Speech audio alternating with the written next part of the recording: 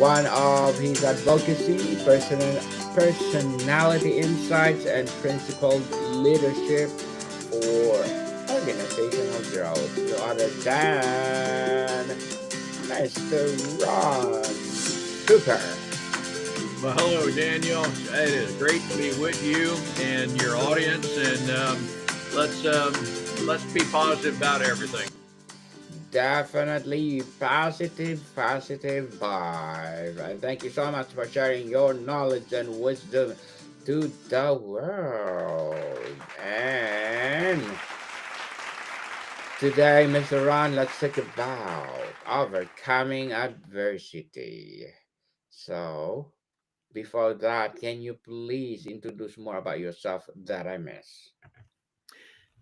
Daniel, there's my life to some degree resembles a bit of a dichotomy, and I'll briefly go through. I would say the first 20 years, 2 decades of my life was.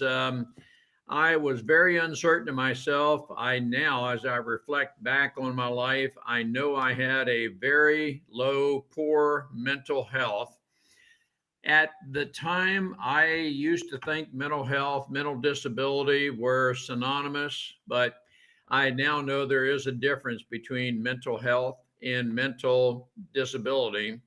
Mental health has more so to do with the way you think, what you think of yourself. And for the first 2 decades of my life, I used to think very negatively of myself. And as I have reflected on that, I think it has a lot to do with my father.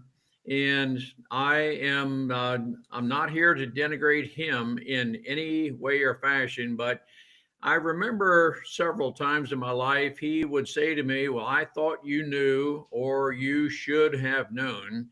And I thought then, well, how would I have known? I don't know. That was a part of my analytical mind trying to determine how I would have known. And my father is the kind of person you never ask him that question. Well, Dad, how would I have ever known that? Because he would have interpreted that as being argumentative. So, Daniel, for 2 decades, I churned in my mind, well, apparently I am not smart and I have a mental deficiency and so forth. And I remember my father saying almost every time we passed a building in Maryland where we lived then and I live now, that he would make the statement somewhat jokingly, but well, hey, we're approaching the nut house. And I'm not real sure exactly what he was referring to, but I couldn't help but thinking maybe you, mom and dad, would send me to the nut house because for some reason I'm not okay. Well, it took me 2 decades to overcome that, and four men in my life were very instrumental in helping me recover from that. But Daniel, that was kind of the start of my life, and I know with certainty because of the way things used to be with me, we might be in the presence of, and particularly if we are leading a company in any form, there may be those on our staff who are like I was, and they are not going to share with you those type matters because we need to develop trust with them. But Daniel, very briefly, that's an overview of how my life got started. Well, and again, thank you so much for sharing your knowledge and wisdom to the world, Mr. Ron. And today, let's talk about overcoming adversity. When did you realize that the challenge you were facing was more than just a bad day or a temporary setback? That was true or defining adversity? Well, and I would say, Daniel, it was through the four men, and those four men are my grandfather, uncle, high school football coach, and father in law, that each one of them functioned as a mentor to me, not formally, but through accepting me. They helped me realize that maybe I'm not as bad, maybe I'm not as dumb as I think I am. And acceptance. is a huge attribute. I will tell you, Daniel, that based on those four men who, in their own way, accepted me, I knew as I was associated with them, I could ask them a question and they would not think I'm stupid, but rather I could develop a dialogue with each one of them. And over a period of could have been 5, 8 years or so, I started believing in myself. And maybe I'm not as dumb as I think I am. And what that led to, Daniel, is my aspiration, which started, I may have been 5, 6, 7 years old. I was at an air show at Andrews Air Force Base in Maryland, and I saw the Air Force aerial demonstration team, the Thunderbirds, flying. And at that moment, it became a burning desire that somehow, some way, that is what I wanted to do. But I would never share that with anyone because I did not want anyone to tell me, no, Ron, you couldn't do that. But Daniel, I will tell you through these four men, these each of these four men in their own way, and my grandfather was a very quiet, reserved person, got me started to where I believed in myself. And nearly 15, 18 years later, I was accepted into the Air Force and flight training. And through that hard work, dedication, and association with others, I was able to get the F4 Phantom fighter assignment I wanted. And that became the reality of everything in life that was me. And quite honestly, Daniel, that was pretty much the turnaround of my life. But I owe a lot of that to these four men who helped form my life. And then I had an association with those who were also going through pilot training. Everything was synergistic, and that is what helped me through a very low and difficult time in my life. But Daniel, I had to reflect on all of this. Who knows, maybe 20 years after the fact before I was able to put all this together. So it's kind of a long explanation to your question, but that's how I see things piecing together. And I tell people frequently your past does not define you. However, your past might inspire you to live your present and your future life. Interesting, Mr. Ron. Interesting indeed. What was the greater battle? The external circumstances themselves or the internal narrative that those circumstances triggered? Uh, Tell me again what the question is, Daniel. What were the influences? Yes, let's talk about the internal versus the external. What was the greater battle? The Yeah, I external will tell you that circumstances? almost everything negative about what I was thinking was internal, and I tell people frequently that almost everything about us is an internal battle. And that battle is I don't think very well of myself. And so I had to overcome that. And again, through these four men, they helped me determine that I do, in fact, have self worth. I do have some value. I can accomplish different things. And it was through their acceptance that is a huge attribute that I tell people. If we can accept others, we can help them overcome any negative thoughts we have about ourselves to where we can help inspire others to reach their full potential.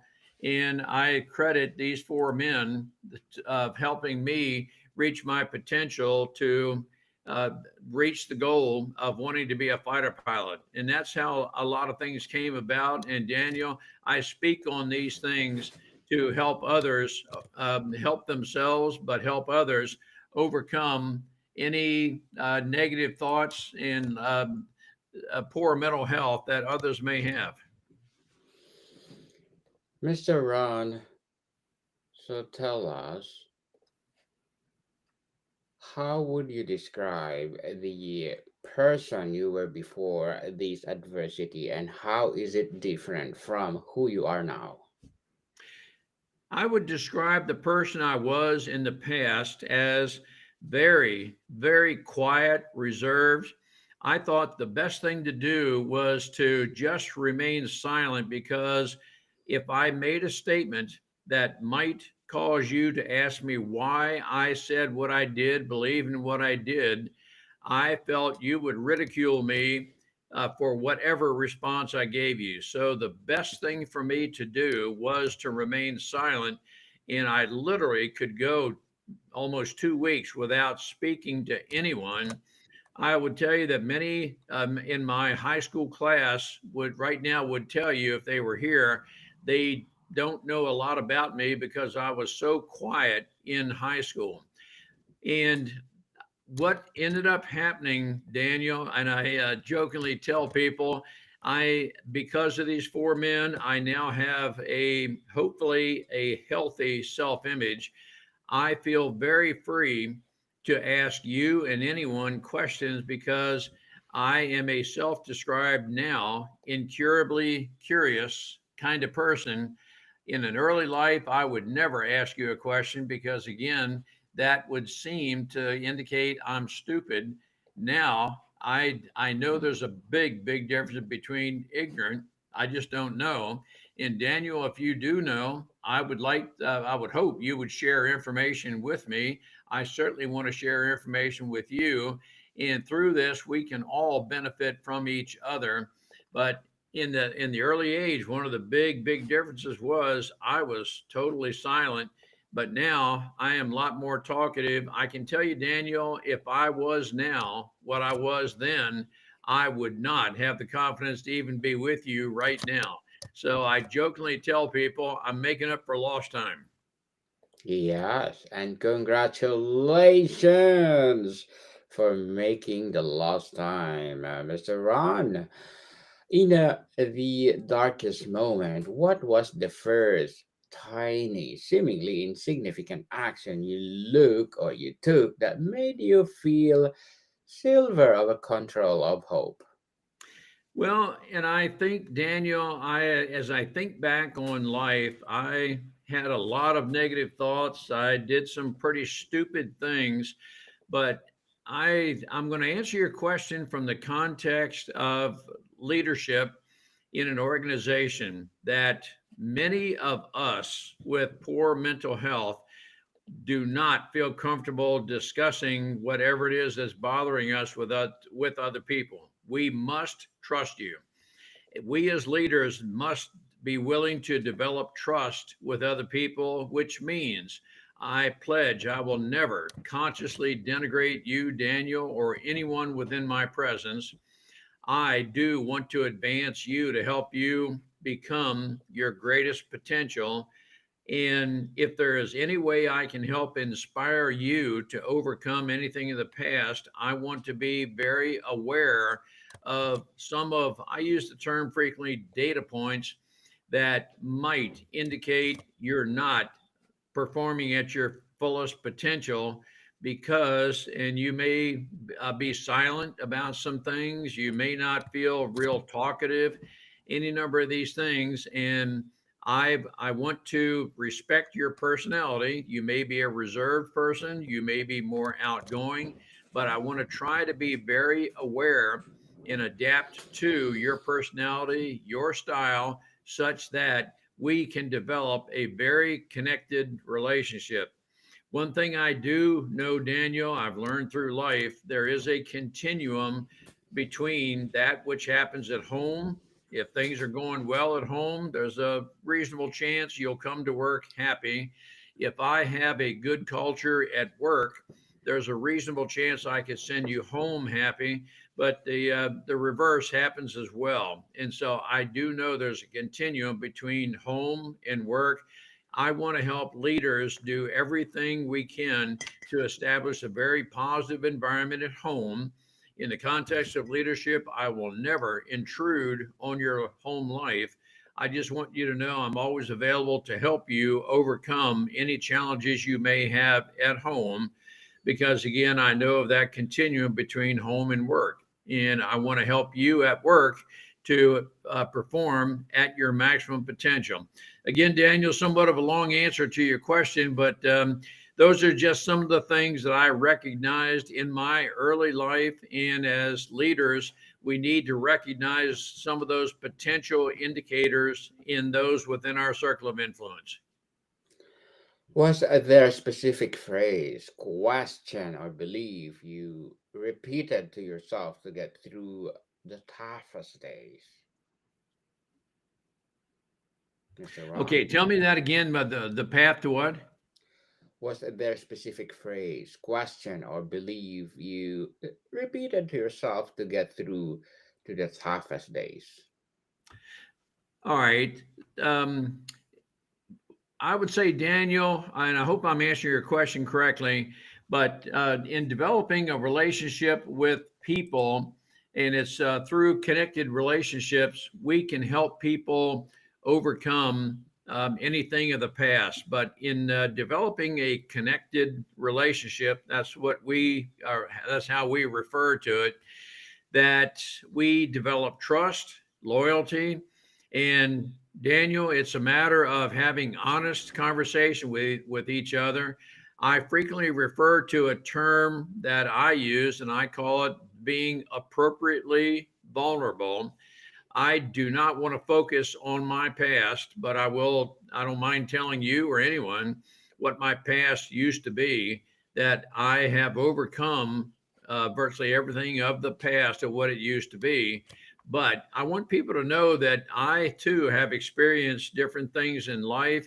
I want to be an inspiration to help people overcome anything of the past that is keeping them from performing at their full potential.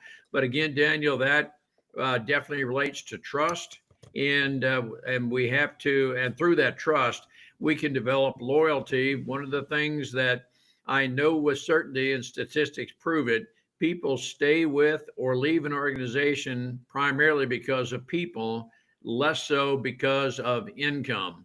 And so I want to do what I can to inspire people, leaders, to attract and retain quality people.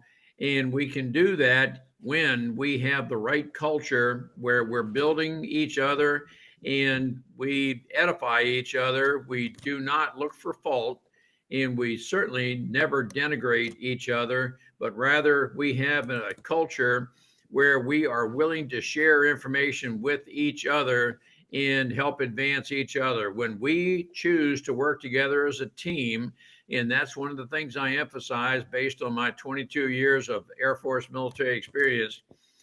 Teamwork is how we can work best together, and it takes time to develop that team. But Daniel, that's some of what I'm about. Interesting, Mr. Ron. Empowering answer indeed. How often did you have to fake it or put on a brave face for the sake of your family, team, or yourself? And what is the cause of that? Now, how often do we get together to develop this teamwork? Is that what your question? Yes, please.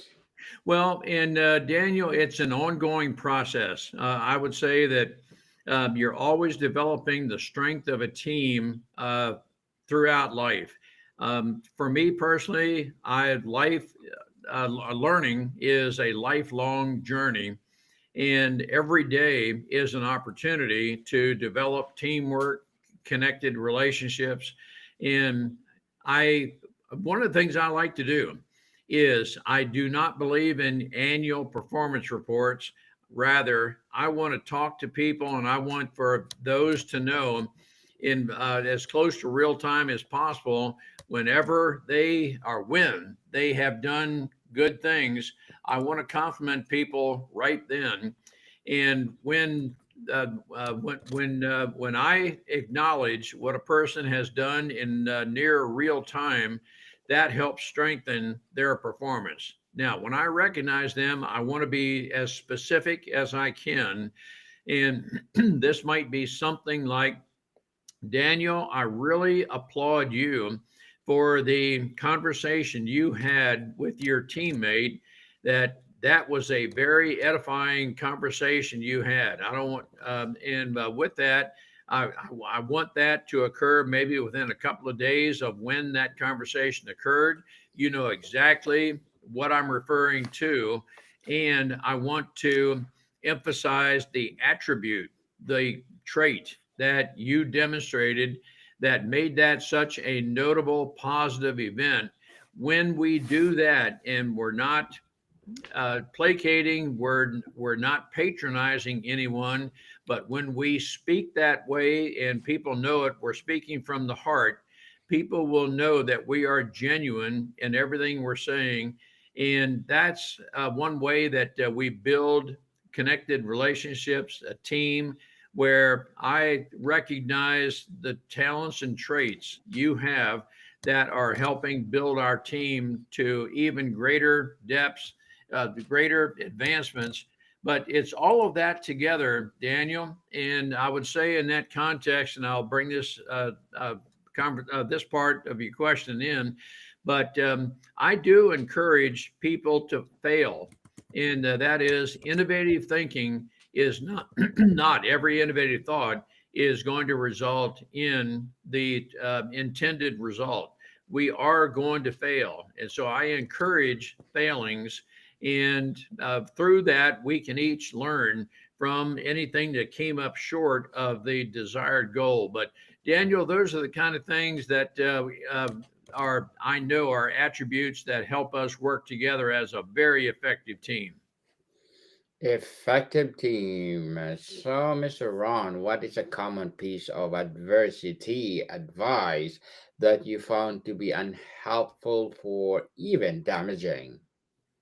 You know, Daniel, we can all benefit from adversity. I mean, at the time we're going through adversity, there is, it seems, nothing good can come from it, or we're just saying, man, we can be stressed out at the time. However, when we have a positive outlook, such as what can I learn through whatever adversity I'm experiencing, who can help me through thinking into, and I speak on critical thinking, but as we are going through life encounters, which many times is some sort of adversity, we can grow through this. Now, I encourage people not to think of themselves as a victim of whatever adversity they're facing.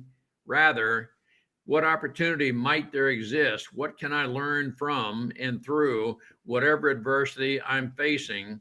But together, that's a very operative word for me. Together, we can work through whatever we're experiencing, and every adversity can be an opportunity to learn and advance each other.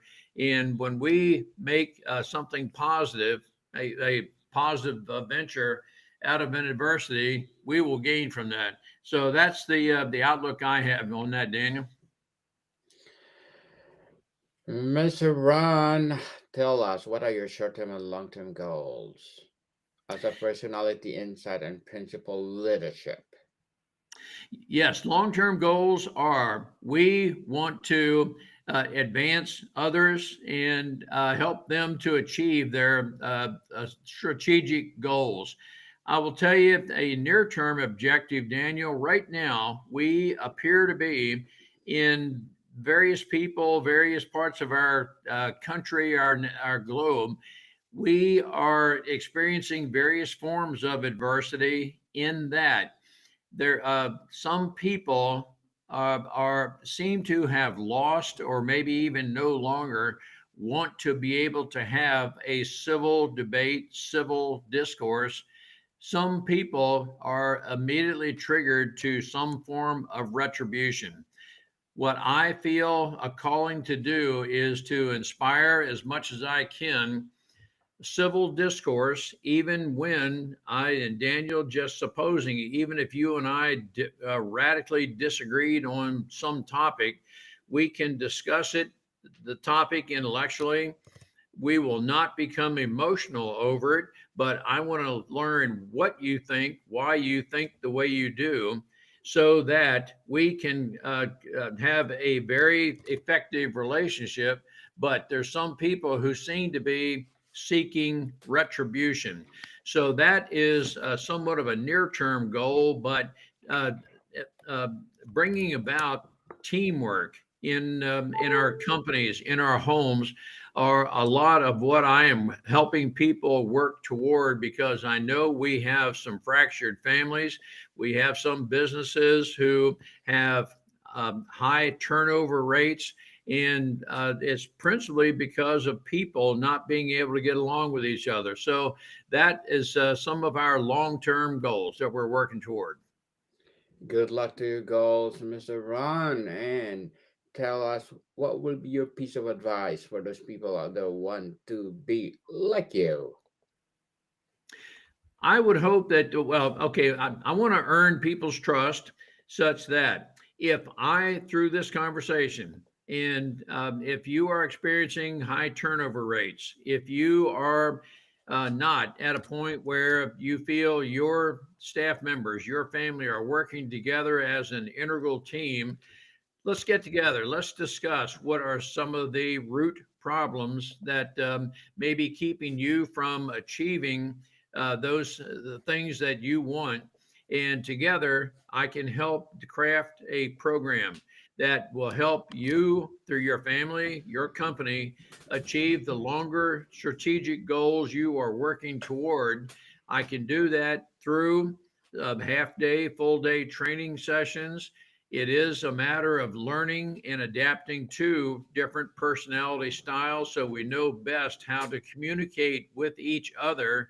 And when we choose to adapt to each other, and when we purpose to get along with each other, not denigrate each other, we can achieve our longer range company goals, and we can have a very fulfilling relationship at home, at work, and we can say at the end of each day that even though maybe we fell short of something, we're working toward the greater goal. And that's a lot of what I call harmony in the workplace and harmony at home. And Daniel, that's when we have people and processes in place to work through any adversity we may face, that we just know that we purpose to accomplish the greater good of whatever it is we're seeking. For greater good, thank you for that advice, Mr. Ron. And can you please recommend a book or books that influence your journey? Well, thank you, Daniel. It's always good to be with you. And um, is it appropriate to let people know how they can contact me? Oh, yes, definitely. But before that, can you please recommend a book or books that influence your journey? Well, and uh, How to Influence People is one of the books that has been foundational to what we do. It's a John Maxwell book, but influencing people is an art, and leadership is largely influence. It's not making you do something; it is inspiring you to want to do, and through a connected relationship, we can learn how to inspire people to greater relationships. But that is one of the books that has been very influential in my life. Very well said, Mr. Ron, and thank you for that recommended book. And before we wrap up our discussion for today, I'm inviting you to please do listen to my other podcast, people. My other podcast, because my abstract essay is already in fifth season, abstract poetry in second season, and my book 101 review in fifth season too. Comedy 101 in second season, and my food 101 in fifth season as well. Geography 101 in fourth season, and my baby podcast, Law 101 and Mental Health 101, Love Letters in third season, and Movie 101 Review and Music 101 in fourth season, and Science 101 and Sex 101 in its fourth season. Please listen to them wherever you listen your podcast. So, Mr. Ron, your survival and thrival is a testament to the human spirit. To whom do you credit your ability to not just endure, but to grow? Well, I attribute a lot of who I am and what I'm about to the people with whom I associate. And Daniel, again, these four men, but my wife of now 57 years, it's the relationships that we have that keep us going through life. Indeed, Mr. Ron Cooper, thank you so much for sharing your knowledge and wisdom to the world. So, can you please invite our listeners to support your business, your advocacy, or whatever projects that you're doing right now? People can look at my website at thecooperculture.com, and people can contact me at Ron, at thecooperculture.com. I look forward to working with people to help them achieve the greatest potential that they can have. So, Daniel, thank you for this opportunity to work with you and your audience. No worries at all, Mr. Ron. This podcast is created for you. Yes, people, let's support Mr. Ron Cooper because if you support him, for sure, more and more empowering business to come. So, Mr. Ron, thank you so much for your time. Thank you, Daniel. I appreciate it. And I look forward to working with those in your audience. Yes, indeed. More to come, people. See you soon.